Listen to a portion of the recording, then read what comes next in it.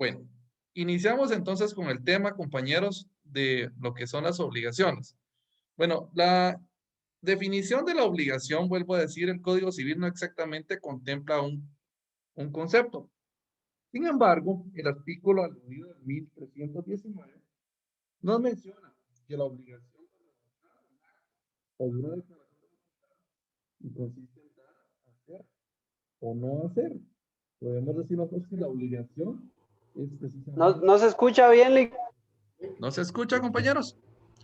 Si gustan, Escucha como tapado el micrófono, como de fondo. muy bien. Si gustan ustedes, compañeros, permítanme un momento. Le voy a tratar de configurar otra cuestión. Y si quieren, en este momento que vamos a hacer la cuestión de la presentación, pueden apagar sus cámaras para que se quede directamente el flujo de la transmisión con la presentación. Permítanme.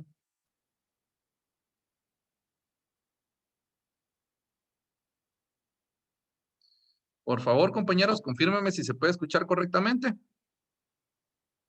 Sí. Sí.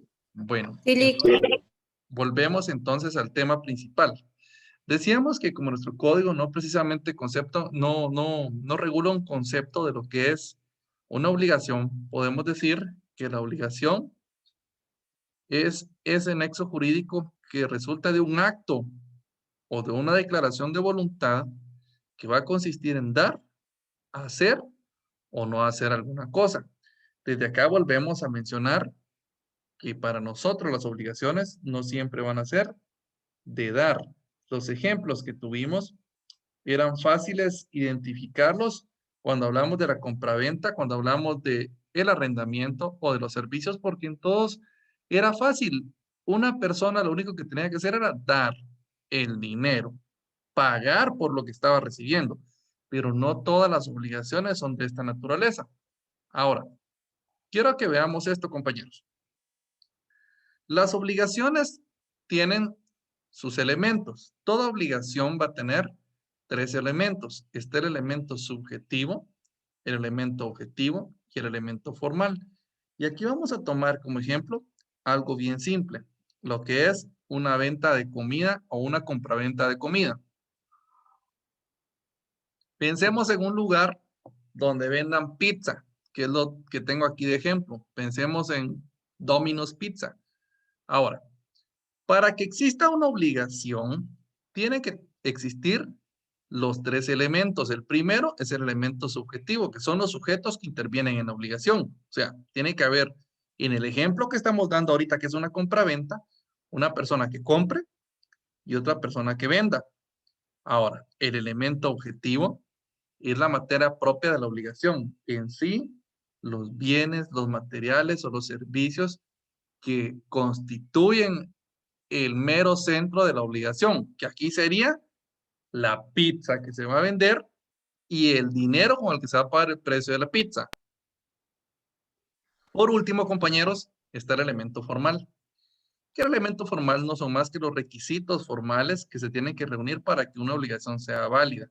Y les digo, no todos los contratos requieren formalismos, pero algunos contratos o algunas obligaciones para que sean válidas sí necesitan formalidades porque así lo exige la ley, tales como los contratos que tienen que constar mediante escritura pública. Ahora, hay otros contratos que no se hacen precisamente por escrito, sino que se pueden hacer verbales. Y aquí como estamos ahorita colocando de ejemplo a una compraventa, yo les puedo decir, normalmente si vamos a la tiendita de la esquina donde venden abarrotes, donde en las abarroterías y queremos comprar, por ejemplo, una Coca-Cola, no hacemos más que celebrar el contrato de viva voz, o sea, en forma verbal. Pedimos el producto, el vendedor nos dice cuál es el precio del producto, pagamos el precio y nos dan el producto. Ambos nos obligamos a entregar, uno el producto y el otro el precio del producto sin ningún elemento formal complicado. Lo hicimos de viva voz, pero hay otros contratos, tales como por ejemplo, la compraventa de un bien inmueble que se tenga que inscribir en el registro de la propiedad, ese tendrá que hacerse obligatoriamente en una escritura pública. Bueno, vuelvo a repetir, toda obligación va a tener en este caso tres elementos: el subjetivo, el objetivo y el formal. Subjetivo se refiere a los sujetos, el objetivo se refiere al objeto y el formal a la formalidad que tiene que llevar implícita la obligación para ser válida. Compañeros, por favor, cualquiera que quiera consultar lo puede hacer, no hay ningún problema. Ahora, ¿hay dudas hasta el momento con los tres elementos? Bueno, vamos a seguir entonces. Siguiente, vamos a comenzar a ver al primero de los tres elementos. El elemento subjetivo. Al elemento subjetivo también se le llama elemento personal. Puede ser cualquiera de los dos. Hablar de elemento subjetivo o de elemento personal es de hablar de la misma cuestión. Y es que en toda obligación tiene que haber por lo menos dos elementos personales. Y vemos nosotros que uno es acreedor y el otro es el deudor. El fiador lo coloqué aquí solo como referencia, porque hay algunas obligaciones que cuentan con fiador, pero no precisamente se necesita un fiador para que pueda existir una obligación. Sin embargo, los elementos de acreedor y deudor sí son fundamentales para que exista una obligación. Y les digo, compañeros, nosotros nos acostumbramos a escuchar las palabras acreedor y deudor comúnmente cuando los negocios se tratan de deudas de dinero, de deudas monetarias. Ahora, esto no precisamente es de esa manera, porque si volvemos a tomar el ejemplo, vean acá, pues coloqué yo en este ejemplo una gráfica de un señor que quiere alquilar una casa y de una señora que quiere alquilar una casa. O sea, el señor quiere dar en alquiler y ella quiere alquilarla. Ahora, ¿quién es el acreedor, compañeros? Pregunta, ¿quién creen ustedes que es el acreedor en este caso? El señor Lee, El señor es el acreedor. ¿Por qué, compañera? porque es el que entrega el objeto, Lee. Bueno, el señor es el acreedor, o sea que la señora es deudora de él.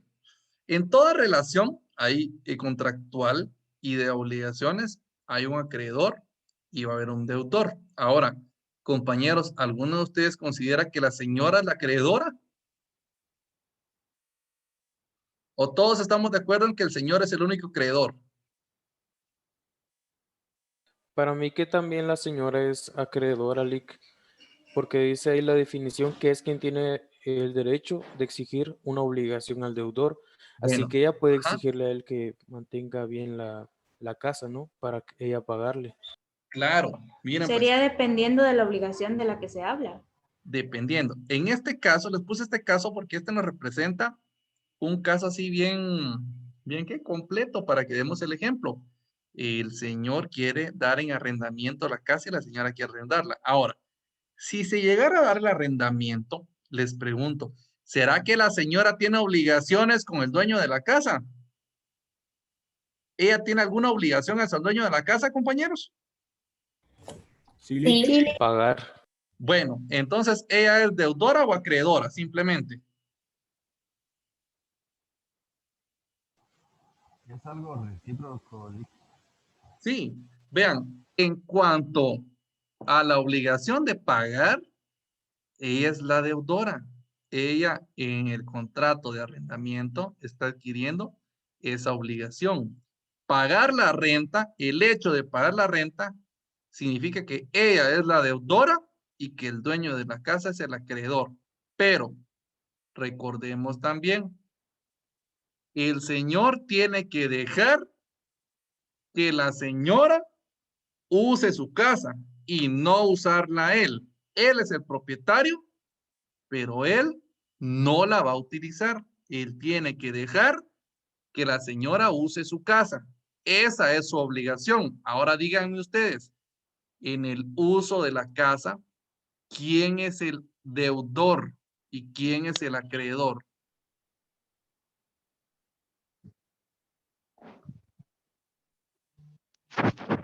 Vuelvo a repetir. Aquí en el arrendamiento se generan dos obligaciones. una obligación de pagar la renta y la otra obligación de no hacer uso de la casa y dejar que otra persona la use. Díganme, en esta obligación de no usar la casa, de dejar que otro la goce, ¿quién es el deudor, compañeros? La mujer. Vuelvo a... ¿Quién sería el En deudor? esa obligación, Sería el señor. el señor. Ya, pues dése en cuenta, aquí hay obligaciones para los dos, o sea, él se convierte en deudor de la señora y la señora se convierte también en deudora de él. Lógicamente, cuando la señora es deudora, que en este caso es del dinero, prácticamente si ella es la deudora, el señor es el acreedor. Y en la otra obligación de no hacer uso de la casa y dejar que otro la use, el señor, el dueño de la casa, es el deudor y la señora que va a usar la casa es la acreedora. Ella es la que puede exigir que el dueño de la casa no la use y que se la deje a ella. Lick, ¿Sí? pero también tiene que ver, por ejemplo, si yo pago mi renta, por ejemplo, de mes ya vivido o el mes que viene, ¿me entienden? No sé si.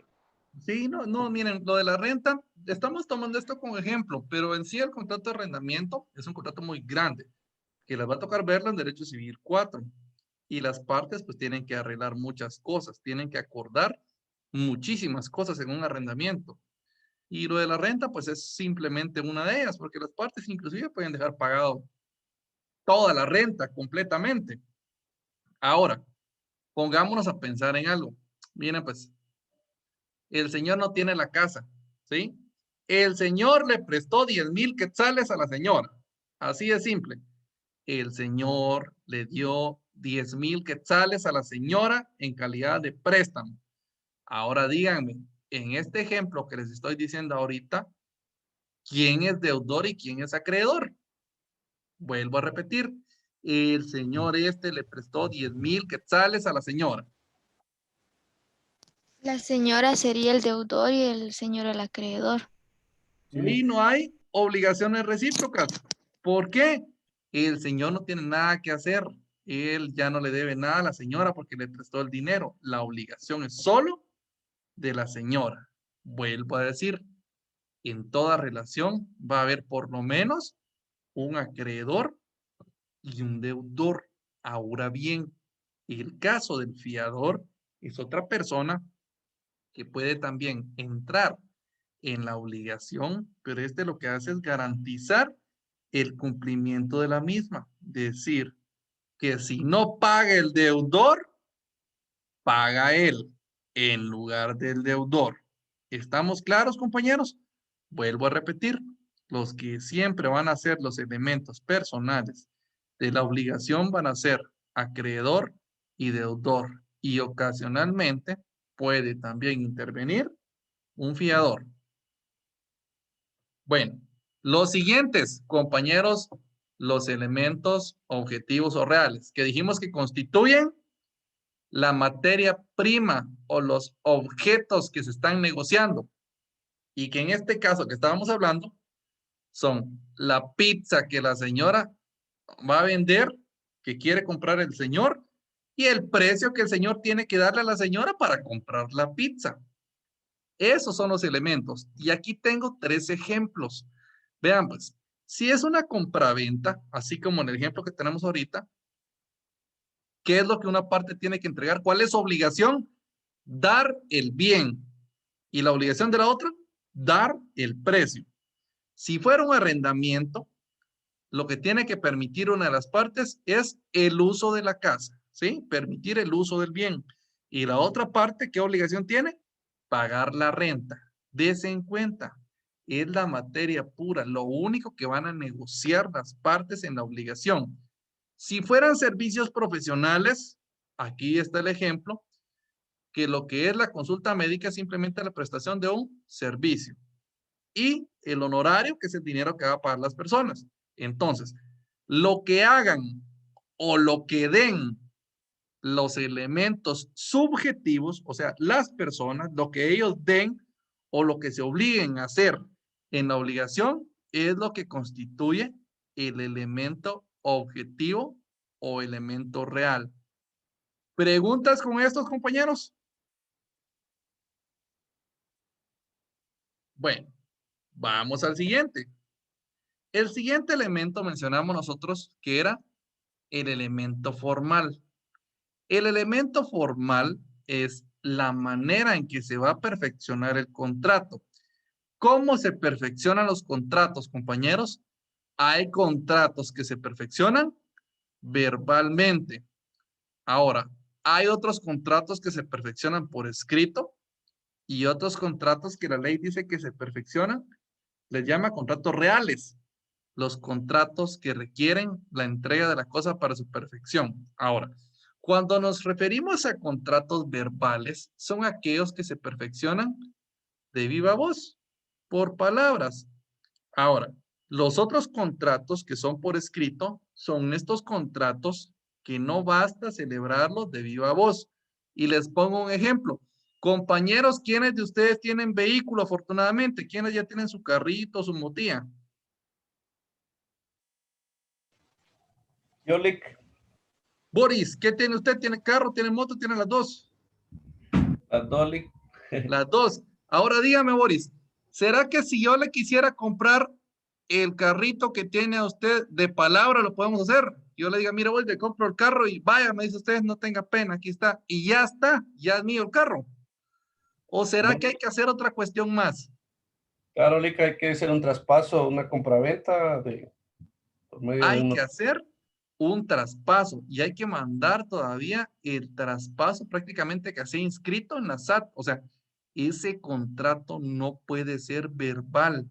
Hay formalidades que cumplir y esa formalidad es lo que constituye el elemento formal de esa obligación.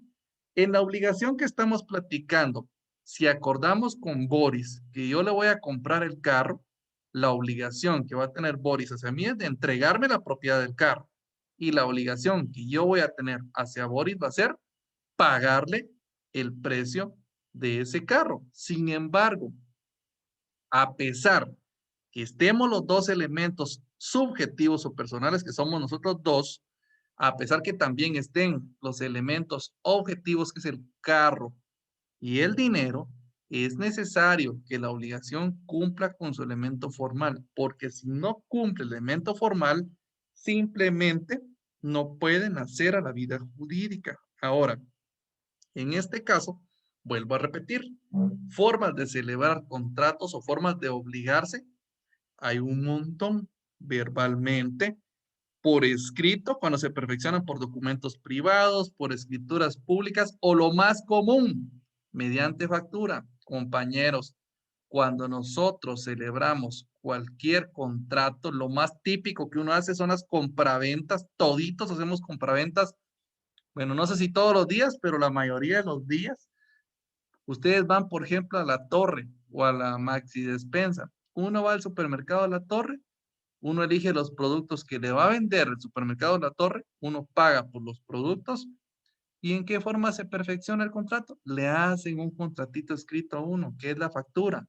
Ahí dice quiénes son los elementos, quién vendió, quién compró, qué cosas compraron, a qué precio compraron, en qué fecha lo compraron, en dónde lo compraron. La factura trae todos los detalles. Lo único que a nosotros no nos gusta leer mucho las facturas. Solo aquel que a veces le han cobrado de más, que de repente se detiene ahora a leer las facturas y ver que sea correctamente lo que está llevando. Pero si nos damos cuenta, la obligación que adquirimos con el supermercado La Torre consta por escrito. Ese es su elemento formal. Ellos dan factura de todo. Bueno, dijimos que también hay contratos llamados contratos reales, que son aquellos que para que se perfeccionen necesitan la entrega de la cosa. Y como ejemplo, les puedo decir yo, un contrato de mutuo o un contrato de crédito o de préstamo, como quieran llamarle. No hay contrato de préstamo hasta que nos den el dinero. Si no se entrega la cosa, simplemente no hay contrato y no hay obligación. Si nosotros celebramos, vuelvo a repetir, un contrato de préstamo o de mutuo, es necesario que nos den el dinero para que haya obligación de devolverlo y para que haya contrato. Entonces, compañeros, volvamos a recapitular. Dijimos que tenemos en todas las obligaciones 3 elementos: los elementos subjetivos o personales, los elementos objetivos o reales y los elementos formales. Elementos subjetivos o personales son acreedor y deudor y eventualmente fiador. Los elementos objetivos o reales son las cosas que dan o que entregan las partes o las personas en la obligación. Y por último, el elemento formal, las formalidades que se tienen que reunir para que sea válida la obligación. Bueno, compañeros, el tema principal que va a entrar en nuestro primer parcial es esto que estamos viendo hoy y esto que se llama fuentes de las obligaciones. Quiero decirles de que uno puede crear obligaciones mediante 3 formas. Las obligaciones se crean, número 1, mediante hechos lícitos sin convenio, que van a ser los primeros que comenzaremos a ver en la siguiente clase. También se puede crear obligaciones, uno, mediante hechos y actos ilícitos, y de igual forma también pueden crear obligaciones las partes cuando celebran un contrato. Este contenido que estamos viendo acá es todo lo que vamos a evaluar en el primer parcial, del artículo 1605 a 1644, del 1645 a 1673 y el 1517. Tengan muy presente desde ya dónde se encuentran regulados lo que es la obligación y dónde está el contrato. La obligación lo vimos en el artículo 1319. Márquenla, les va a servir no solo para este curso, sino que también para cuando estén estudiando sus privados. Y el artículo 1517, que es donde está el concepto de contrato. Y vean lo que dice el contrato. Dice este artículo 1517 que hay contrato cuando 2 o más personas convienen en crear, modificar o extinguir una obligación. Vuelvo a repetir, ya vimos los elementos, son 3 elementos de las obligaciones: el subjetivo, el objetivo y el formal. Y fuentes de las obligaciones, o sea, de donde nacen las obligaciones también son 3 fuentes. Están los hechos lícitos sin convenio, que son 3 y son los que vamos a comenzar a ver, les repito, en la siguiente clase. Están los hechos y actos ilícitos, que son un montón y yo solo puse aquí un par de ejemplos. Y también están los contratos. Vuelvo a repetir, las obligaciones tienen que venir de una de estas 3 cosas: de los hechos lícitos sin convenio, de los hechos y actos ilícitos y de los contratos. De cualquiera de los 3. ¿Preguntas con esto, compañeros? Bueno, vamos a avanzar a esto. Aquí colocamos únicamente una ejemplificación de lo que decía la ley en cuanto a que, en este caso, el hecho de hacer obligaciones o de tener obligaciones va a consistir en 3 cosas. Hay obligaciones de dar, obligaciones de hacer y obligaciones de no hacer. Aquí pongo yo unos ejemplos para que los ilustremos más fácilmente. En la compraventa, pongamos la obligación del vendedor. El vendedor tiene que dar los bienes. Ejemplo, compañeros, si vamos nosotros a comprar ropa, pongamos de ejemplo, van a ir a la Megapaca. La Megapaca, la obligación que tiene es de darles la ropa, que sea de ustedes, ¿sí? Ahora, miremos muy diferente, pues. Un contrato de obra, por ejemplo. Miren las obligaciones de hacer. Aquí no es obligación de dar. Dar es aquellas cosas que ya están hechas y que se entregan. La obligación de hacer es diferente. Porque si nosotros, compañeros, estamos hablando ahorita de comprar ropa. Dije, si vamos a la Megapaca, Ahí nos dan la ropa, ahí no la hacen. Pero si ustedes necesitan, por ejemplo, las señoritas un vestido o los caballeros un traje, lo que hace uno es que normalmente va con el sastre o va con la costurera, pero la costurera no vende ropa, ni el sastre no vende ropa. Ellos se comprometen a hacer la ropa. Uno paga porque la hagan, porque creen algo que todavía no existe. Eso es una obligación de hacer. Y vean, pues, en las obligaciones de no hacer, por ejemplo, están las personas que trabajan en el pollo campero. En el pollo campero, a los cocineros muy seguramente les tienen que hacer un subcontrato o en su contrato de trabajo tienen que tener alguna cláusula donde se obliguen ¿a no hacer qué? A no hacer pública la fórmula con la que preparan el pollo campero. La confidencialidad, compañeros, o guardar secretos es una obligación de no hacer, porque lo que se le está obligando a la persona es a que no haga ciertos actos, muy diferente a dar o así hacer. Se puede obligar a las personas también a que no hagan. Bueno, volvamos otra vez, compañeros.